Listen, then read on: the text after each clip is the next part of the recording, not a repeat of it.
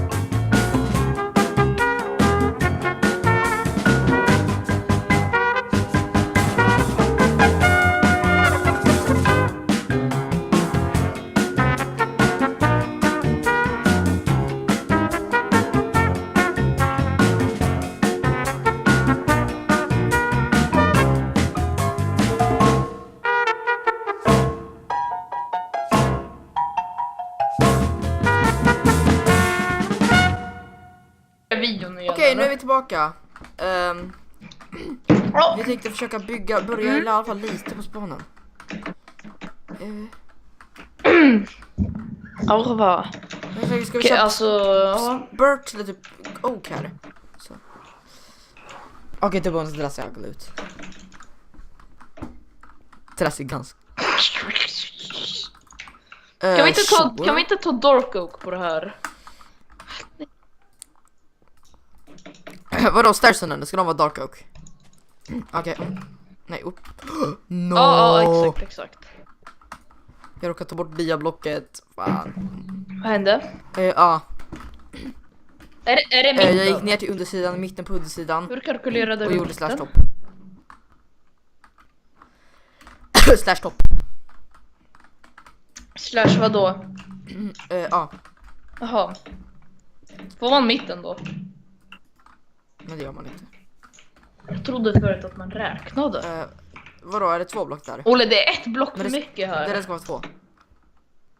Fan, annars kommer det se fult ut. Ja, ska det vara ett eller?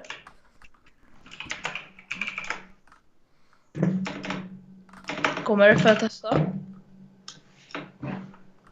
Copy that. Copy that. Ja. De spawnas Wow, vad jättefort. mobs spawnar fort.